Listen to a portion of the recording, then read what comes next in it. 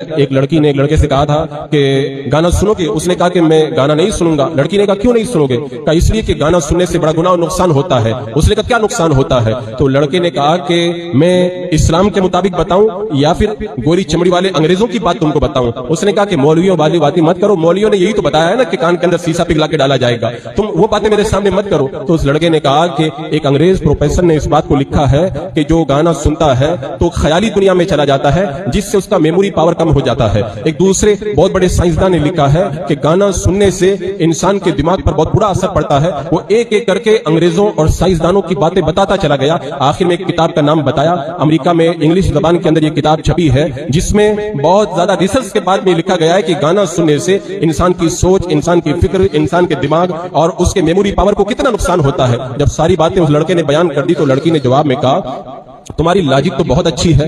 تو لڑکے نے کہا میری لاجک اچھی نہیں ہے بلکہ تم گوری چمڑی والے انگریزوں کی غلام بن چکی ہو۔ جب میں نے اللہ کے رسول علیہ السلام کی حدیث کی بات کی تو تم نے مجھے مولوی کا تانا دیا، اور جب ان گوری چمڑی والوں کی میں نے بات کی تو تم کو میری لاجک پسند آئی۔ ایسے کالج اور یونیورسٹی میں پڑھنے سے ایسی لڑکیاں تو پیدا ہوں گی، رابعہ بصریہ تھوڑی پیدا ہوگی۔ بس یہی حال آج ہمارے معاشرے اور سوسائٹی کا ہے۔ تقریر کر دو، انہیں حدیث سنا دو، قرآن کی آیت بتا دو، ایسا لگتا ہے یہ صرف مولویوں کی باتیں ہیں، اور انہیں جب کسی ڈاکٹر کی بات بتاؤ، انہیں کسی پروفیسر کی بات بتاؤ، کسی سائنسداں کی بات بتاؤ تو کہتے ہیں بڑی اچھی لوجک ہے، یہ تو بڑی پتے کی بات بتائی ہے۔ جس قوم کا یہ حال ہو چکا ہو، رسول اللہ صلی اللہ تعالی علیہ وسلم کی بات کے اندر انہیں کچھ لوجک نظر نہیں آتی، اور انہیں اپنے ان گوری چمڑی والے انگریزوں کی ذہنی غلامی اتنی پسند ہے، وہ جو بات کہیں دل و جان سے قبول کرتے ہوئے نظر آتے ہیں۔ حالم یہ ہو چکا ہماری لوجک کا، میں بتاؤں یہ ایک بڑا کڑوا عنوان ہے۔ ہمارا حال یہ ہو چکا ہے لوجک کے حوالے سے کہ اگر میرے آقا صلی اللہ تعالی علیہ وسلم اگر پوری حیا کا حکم دے، پردے کا حکم دے، تو کہتے ہیں یہ مولویوں کی باتیں ہیں، اور اگر انگریزوں کی طرف سے،